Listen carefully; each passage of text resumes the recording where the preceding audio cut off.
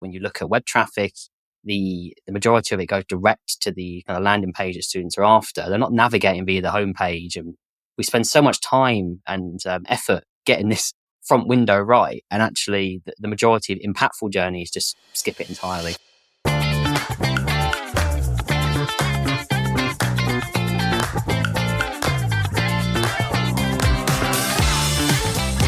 Welcome to Mission Admissions, a podcast that helps higher ed become better recruiters, communicators, marketers, and leaders. I'm your host, Jeremy Tiers, and every other week I'll share my candid conversations with industry leaders and difference makers from both inside and outside of higher ed. You'll walk away with advice, tips, and strategies to help you both professionally and personally. Mission Admissions is part of the Enrollify network, a robust collection of podcasts designed to help higher ed professionals like you grow. Explore our other shows at enrollify.org or check out some of my personal favorites linked in the show notes below. Enrollify is made possible by Element 451, the leading AI-powered all-in-one student engagement platform, helping institutions create meaningful, personalized, and engaging interactions with students. You can learn more at element451.com. Hey everybody, it's Jeremy Tiers, and this is episode 61 of the Mission Admissions podcast. And I'm really looking forward to today's conversation because Kyle Campbell has a very deep knowledge of higher ed marketing and college websites and has become a sought-after speaker, not only at conferences in the UK where he resides, but also across the pond here in the US. And so welcome to the show, Kyle. Hi, thanks for having me. So Kyle, help me understand what you think the primary function of a college's website is in 2025.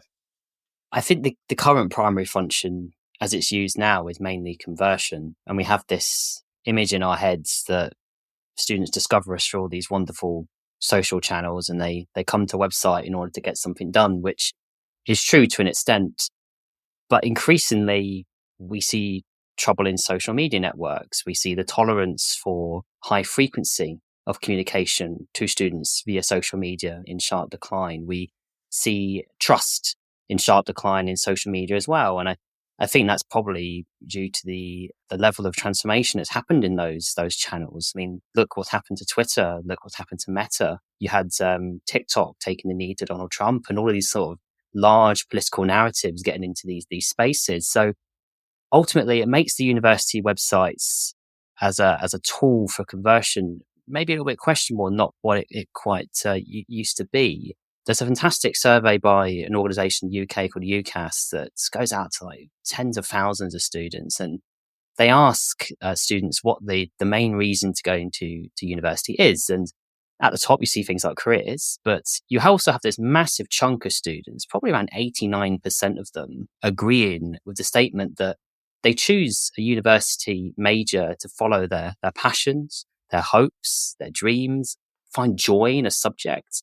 And we have to be honest with ourselves, our university websites stopped holding up a mirror to that sort of stuff a very long time ago, and we've outsourced a lot of that content to social media, which now isn't really working in our favor. So we have to ask ourselves, are our websites providing that sort of content anymore? And in the vast majority of cases are not. So I think website content should be more aspirational and start to take a leaf out of social media, because university websites are, despite all these innovations in social over the last 10 years, they're still like at the top of these highly trusted destinations for students. And as a sector, we really don't lean into that.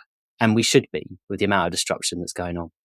Yeah, and I feel like, to your point, when prospective students, traditional or non-traditional students, go to learn more about a college, they go to social media, because we see this in surveys all the time. When we ask, what's the primary function of going to Instagram or to going to TikTok? And it's more to, hey, I want to see this current student point of view that I can't see unless I'm literally visiting this college, versus I go to the website to learn more about, for example, like you said, some of these majors and academic programs I'm interested in, as well as learn things like, hey, how big is this school and what are the dorms like and what's it going to cost?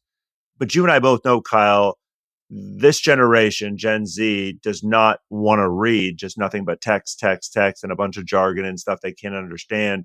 So where do you see just, I'll call it low hanging fruit, where if college marketers would say, all right, yes, we understand we want to get all this information out, but we have to deliver it in a different way.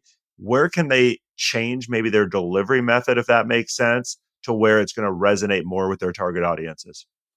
In terms of web, I mean, for me, it's always the key landing pages. So program pages, course pages, whatever you want to call them. These are the major entry points for the website. And kind of coin your phrase that you and I both know that when you look at web traffic, the majority of it goes direct to the kind of landing page that students are after. They're not navigating via the homepage. And we spend so much time and effort getting this front window right. And actually, the majority of impactful journeys just skip it entirely. So identifying those key landing pages, if you take the example of a major or a program area, look at the eclectic content experience on that page. Now, you might have program information, but is there a way you can enhance that content? Maybe you have a piece of video content with an interview between the course's leaders. Maybe there's another piece that explores a conversation between students. Treat this destination like a channel for something you're trying to promote. So take a leaf out of social media and build that amazing content experience, that rich content experience, but stop giving all that love and that attention to these channels that used to say they'd give us this massive discovery boost. But in recent years, that sort of boost just hasn't been there like it has been. So take some of that effort and put it into the most trusted asset that you have, that's your website, but do it in a place where students are visiting. At what point, right, is part of the problem that colleges just need to listen more to their audience and talk with their audience more, and then ultimately be able to get past this idea of listening to our audience and having the primary function of our website be to serve these audiences, again, is what the goal is, versus saying, yeah, but we have to get information out about all of these things and it has to be worded in a perfectly academic and overly professional way. Yeah, I mean, there's some low-hanging fruit here, isn't there?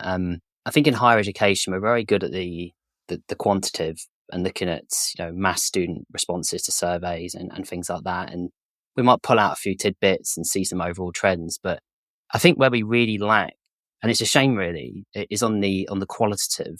So for instance, there's not many sectors where you work in an environment and you can go downstairs or wherever your office is and you can be suddenly surrounded by your target audience. It's a luxury. It's a real privilege in marketing to have that. And we don't facilitate enough ongoing sort of market research in that regard. I mean, I personally feel that every marketer should have some time in their calendar, maybe every quarter, just to have 10 interviews with current students and just ask them, like, where do you get your media? Where do you get your information? What was your journey? Talk to me about your challenges, your anxieties, but hear it from their perspective. And even if you do it with like 10, 15 students in that sort of frequency, in that time scale, you will notice trends and patterns. They will say similar things. And the art is you take that and then you can translate that into web content, identify what those issues are, but take that kind of human approach and then look and see if your kind of quantitative, large scale stuff supports it. Don't do enough on the qualitative. And we kind of rule it out. But actually, there's some really rich insights there that can just help you make those decisions day to day. I feel better about making those decisions because you have consistently spoken to students about them and they articulate it using the language that's familiar to them. It's a very valuable exercise for a marketer because you can take that and you know how to talk about those issues and communicate those issues to students as well. Yeah, I couldn't agree more. And the qualitative information is even more important, for example, when it comes to those differences. If I am, for example, a high school student looking at a university versus I'm a transfer student versus I'm a 29-year-old single mom who's going back to finish her degree. And because all of those people want different things out of their educational experience, right? Which means if you don't talk to us and get a better understanding of what we're looking for, it ends up being, I feel like, Kyle, on these websites, just so much general, I'll call it, information and statements that can be interpreted a whole bunch of ways, which I think then leaves your audience even more confused and frustrated, right? Yeah, this stuff can work quite nicely via complementary channels as well. So your website can be structured according to student problems and answering those queries, but pairing that with like an email marketing program works wonders as well. I mean, my mind goes to a school in the Netherlands called KDG, and they have all the same similar challenges that most institutions have, like emails that aren't converting, maybe they're too long, they're text heavy, maybe they're writing about the wrong topics. And one of the things the director of marketing did there was first look at those most common questions that students are asking and then make sure the answers were reflected in that email exchange when they signed up to learn more about programs. And they managed to reduce the number of inquiries over, I think it was 2 years, by half, but actually double their conversion because they were given the content that students want. And I know it sounds really basic and overly simple, but it can be. It really can. Break it down for us. Where do you feel like the issue is that prevents then marketers from doing exactly what you just said we need to do? A major one I come across is that in higher education, I think marketers are pigeonholed into thinking purely about promotional means. Okay, so there's loads of different levers you can pull in marketing, price, place, all of this sort of playbook stuff, right? But for some reason, a higher education marketer, for whatever reason, seems to be kind of put in this box if they're kind of given stuff to get a message about and put it out into the world. And really, the kind of art of marketing is gripping things to a product, designing a point of view, and not just in a brand context, but actually about the experiences that we put out into the world. Yeah. Change is hard. We know this, but I would argue again, change is necessary when it's clear that, again, what you're doing is not working, not necessarily in your opinion, but the opinion again of the audiences that higher ed is trying to serve. So where's the balance then, Kyle, all right, we're responsible for a website, but a lot of the same people are responsible for all those social media platforms, right, that you referenced earlier. How do they work best together? Meaning, okay, we know this is a very, for example, Gen Z, very digital savvy, loves video generation. Where's the balance between saying that should go on our website, that should go on our social media? Wait, you know what? It should just go in both spots because whether they find it here or there. So like any thoughts on all that? I think there's a repurposing engine that needs to be built, but I think at the core of the experience should usually be the website. A question that kind of comes into my head on area that I think is a good one to play with is the perspective on financial aid and how to manage money, right? It's a huge area of inquiry for students. And university websites have lots of information, confusing information about what that is and how to navigate it. I haven't seen a single university use its digital learning platforms or its website to create a financial aid or financial course, how to manage your program, how to think about money in university, how to plan for that sort of stuff. I've seen snippets on social media, little tips, but it never comes together in like one core experience.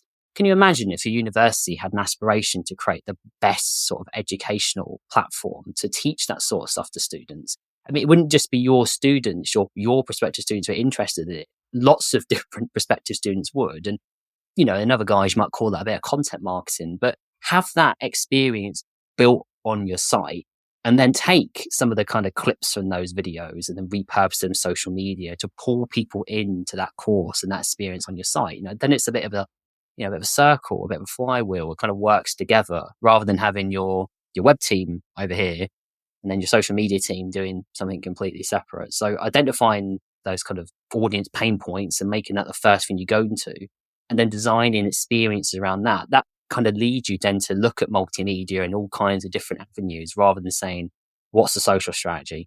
What's the web strategy? Stop me if you've heard this one before. It just goes on. So looking at the audience first, it's just always the first thing you should do. What I'd love to go to then next is this idea of authenticity, Kyle, because I feel like that's been a buzzword for I don't know how many years, right, in the higher ed space.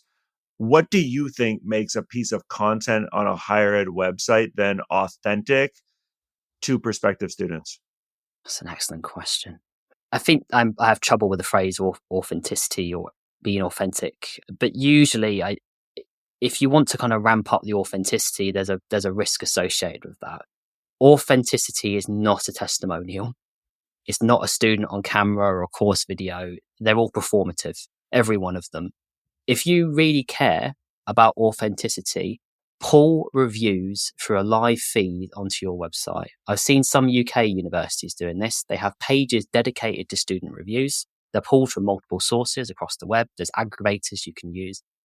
And they're not afraid to show 3-star reviews. They're not afraid to show reviews that don't quite match the shiny image presented by marketing. And students love them. Funny, that, isn't it, right? So they'll read them, they'll rate them quite highly, they'll use them as an intrinsic part of their decision-making process.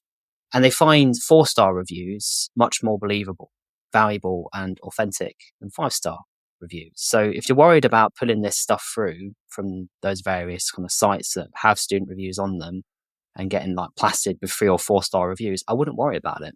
Because students will probably value it more than you think. And then on top of that, there's the normal sort of stuff, the kind of peer-to-peer chat platforms that are always useful, but I don't find them quite as authentic and transparent as reviews. Reviews are sort of like, can be written by anyone who's generally inexperienced, but the ambassador and the peer-to-peer sort of platform, usually the person's paid. And also, even if they're not, there's still a representative who's been selected and employed by the university to do that service. So if you're not using reviews on your website at key points like program pages or key landing pages, then I think you're missing a trick. And I would add to that, don't change and try to reword things that are in reviews. Higher ed loves to do this, right? And to your point, Kyle, I don't know how many times we hear in surveys from students where they're just like, just tell me how it is. You don't have to make it sound perfect because we understand it's not perfect. The student experience is not going to be nothing but like roses and fun every single day. No, it's going to be hard and there are going to be challenges. And back to pain points that you mentioned earlier, we hear all the time, if you would just talk to us about, all right, what is that first month and a half of school going to look like? And what if I struggle with adjusting to college learning? And what if I don't know how to live with a roommate because I've never had to do that in my entire life? And what if I don't know how to manage money because I've never had and you can walk me through, right? Like you referenced financial aid earlier and give me almost a blueprint of, hey, you don't have to do it this way, but here's how we would recommend you to think about it. Or here's how a lot of other students, right? And here are some of the resources that our institution has that can help you. That would be extremely helpful.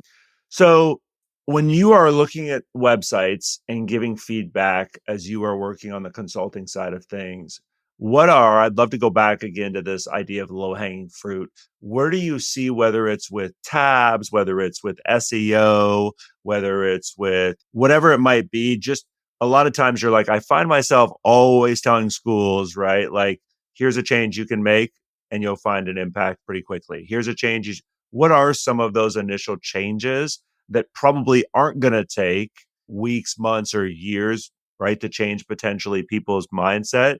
It's just a matter of rewording, for example, keywords or things of that nature. Yeah, I think a lot of it is on the SEO angle, but then also just on basic stuff like course descriptions. I'll start with SEO. The majority of schools will battle out SEO and key phrases for course programs, titles, those sort of things. And it's usually a losing battle because there's hundreds of university listing sites who have like a better grasp of SEO than any higher education web team. There's only a handful of HE web teams that I probably shout out and say their SEO sort of function is top notch. But the majority of schools are never going to win because there's businesses out there that have their whole model built around being able to win traffic for key course phrases. So I think a lot of the victories that higher ed can have is actually they have a more intimate understanding of their audience than these individuals do, right? So ask students, well, I've just been saying, like, identify what those pain points are, those consistent challenges they have on the road to university, maybe while they're still making choices about studying university, and create content around that. Differentiate on really early in the funnel and get their attention much earlier than most people are fighting it out for. It's like red ocean, blue ocean, all those sort of strategies, right? It's old as time. But if you're the one who engages them first and actually provides a meaningful experience, they're more likely to choose you further down the line. The other thing that absolutely kills me when I'm looking at these kind of landing pages, and especially when programs are being described, is the lack of effort that goes into the content that's on those pages. So these are the pages that people go to understand what the learning experience is like, but it looks like it's been written at scale speed with little involvement from subject area experts, because it probably has. And I get it because I've been in marketing teams. And before I was a consultant, I had a decade's worth of time working in university. So I know how it happens and I am sympathetic. However, he says, I think if you're positioning yourself as an expert in an area, you have to interview the experts in the area to understand the language. You have to go and talk to the audience, understand what's important to them. And if you just do those basic things, your content is lifted off the page. And it feels radically different to other institutions that someone might be looking at. Consistently, I see the same cliches: world-leading academics, or something like world-renowned reputation in X research, exciting courses, or whatever it is, right? It's the same beats time and time again, because it's produced at scale, it's produced at speed by someone who just has to get it done. But actually having a proper pair writing exercise where you interview faculty and understand all those little nuances really does help lift your content out and above everyone else. What are some other tools, I would just be curious, that Kyle, you have found are really helpful when it comes to, for example, helping marketers stay up to date on like the latest, we'll say, website trends and like best practices? Just LinkedIn, man. I spend so much time just following web professionals and different voices in higher education. A lot of the best practice I see is just from the day-to-day consultant work that I do. I'm very vigilant of the web experiences I have day to day. I mean, we all visit websites, right? It's pretty universal.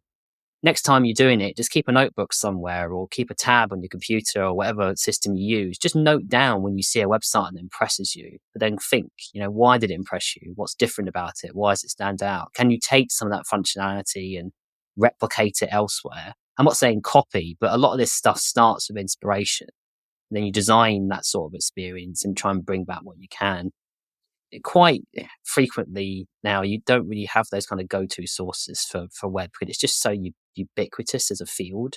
There's different sources for UX designers, there's different sources for like people who look at content experiences. So it's all over the shop. But I think the best thing you can do is just be vigilant and keep a note when something impresses you and stands out as different. Because chances are, if that appeals to you, that's how someone else is going to feel when they come across your content or that idea that made it itself come stand out to you as well. Well, I love that you hit on LinkedIn, because there is so much, not just content, right? But accessibility to people, again, to your point, who work in the industry, who are dealing with the exact same issues. And so much of like, I'll just say, in the moment, in real time, right? Information is there that you can gather, and then making notes of that. Hey, maybe we'll bring that up at our staff meeting next week, because I've been seeing a lot of marketers write about this or mention this, right, in articles that I've read. Maybe it works for us, maybe it doesn't. What ultimately do you see then as the future of like, here's how websites are going to change over the next 3, 5, 7, 9 years, Kyle? Or do you feel like, quite honestly, Jeremy, I think it's going to be a lot of the same, and it's just going to hopefully be honing this? Or do you see, for example, like AI is somehow massively going to change the way that college websites are created and interacted with? Yes, I do think AI will change everything. However, I still think websites will be the ultimate source of trust. Whether they're viewed as much as they used to be, that's another question. But AI has to cite something. And it's funny, I was at a conference the other day and someone asked me this question, like, what is the role of a website in AI world, when people just go to an AI to kind of discover information? And there's more than one AI. So there's ChatGPT, there's Google's version of this, and then every social platform has their walled gardens of their AIs going on, right?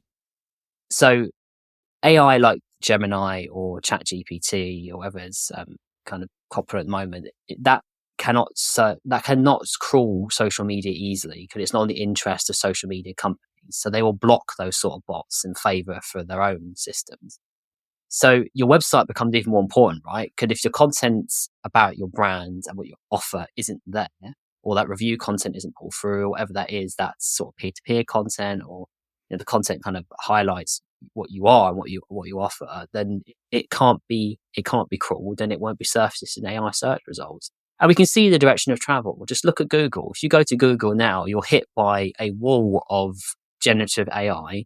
Then you scroll down, you hit the ads, And then beneath that is the precious blue links, which have pretty much been relegated for the majority of searches. And I don't think it should be new to higher ed, because for years now, Google's had a knowledge graph of universities, stats, and all this sort of thing, which it's not new to us, but it's definitely moving in that direction. So think about how your content can be found by artificial intelligence and the way that students interact with it. It doesn't matter if they don't visit your website, as long as they find information about you and then go to you and enroll. That's the important thing. So maybe look at your own metrics and expect a reduction in traffic, but then look to conversion metrics instead. Like what do you measure as a result if that web traffic metric isn't as important as it used to be? How are you seeing marketers that you're having conversations with utilize AI just to help them in their day-to-day and be more efficient? Probably not as well as they could do. I think the majority of them use it for content creation, which I think is terrifying, especially Why do you think it's terrifying? Because the quality of the content produced by AI isn't where it needs to be, and you end up sounding just like everyone else. Again, I was at an event the other day, and the task that was set to us was SOS, save our sector, or whatever it was. And I was alarmed that how many people then immediately open their laptop and turn to AI to find the solution to that problem, rather than pausing, thinking about the sort of questions that should be asked, and reflecting, doing that human bit of input first before articulating those prompts. It's becoming a bit of a reflex. And I get it, everyone's overworked and they need a fast way to develop and keep up with pace. But what I think needs to happen with AI isn't just on the content creation side, but actually using it to analyze data, trends, analytics, understanding audience sentiment at scale. I mean, here's an opportunity, right? You put a form on your website. If someone signs up to your open day, or they want to inquire, or whatever it is, put a box in there. How did you hear about us? How did you discover us? Qualitative field, right? In the previous world, you couldn't then analyze that very easily because it's hard. It's not structured data. But with AI, you can say, well, analyze these 1,000 responses. What's the common thread of actual self-reported attribution? So there's all kinds of things you can do with AI. But yeah, I don't see marketers using it quite as aspirationally as they should, mainly on content creation. I just think that's a bit of a limiting factor because it just makes you sound like everyone else. The last thing I do on every podcast, Kyle, is something I call fun rapid fire. So I'm just going to give you a handful of things and I want some quick feedback on each from you, okay? Okay. Most underrated Nintendo video game is what? Christ. First one that comes to mind. I think it has to be Beyond Good and Evil for GameCube. Fun fact about Kyle, he founded a Nintendo Friends in higher ed group and is quite the video game connoisseur. Best video game character ever invented by any company is? Well, it's got to be Super Mario. It's Nintendo, right? That's exactly what I would have said, right? So what's the hardest skill for most marketers to master? Putting their audience first above their brand.